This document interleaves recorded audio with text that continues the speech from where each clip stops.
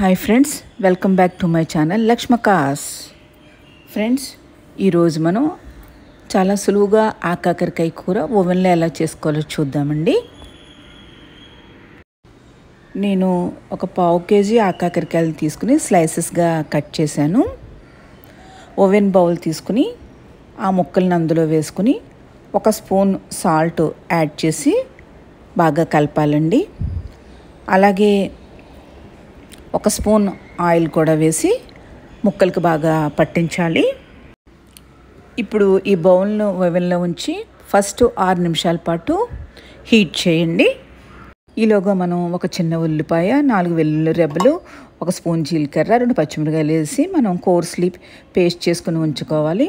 6 నిమిషాలు అయ్యాక oven door తీసి ఒకసారి వుడెన్ స్పాచులాతో బాగా కలిపి మరొక 6 నిమిషాల పాటు హీట్ చేయాలి. ముక్కలు చక్కగా మగ్గిపోయి ఉంటాయండి. ఏదైనా ఇన్ కేసు ముక్కలు ఎక్కువయ్యి ముక్కలు మగ్గకపోతే అలాగ కొంచెం టైమర్ పెంచుకుంటూ మగ్గే వరకు ఉంచుకోవాలి. ఇప్పుడు ఒక పాన్లో 1 స్పూన్ ఆయిల్ వేసుకుని పోపులు ఎర్రగా వేపుకోవాలండి. దానికి కరివేపాకు కూడా జత చేసి కరివేపాకు వేగాక మనం మిక్సీ పట్టిన ఉల్లికారంని పోపులో వేసుకుని చక్కగా ఎర్రగా వేగే వరకు మనం కలుపుతూ ఉండాలి. అంటే పచ్చివాసన పోవాలన్నమాట.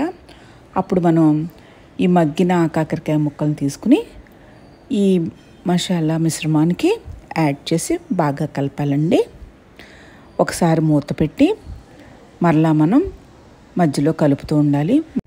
2-3 నిమిషాల్లో కూరకి కారం చక్కగా పట్టి కూర రెడీ అయిపోతుందండి. నా వీడియో మీకు నచ్చినట్లయితే నా ఛానల్ సబ్స్క్రైబ్ చేయండి ఫ్రెండ్స్.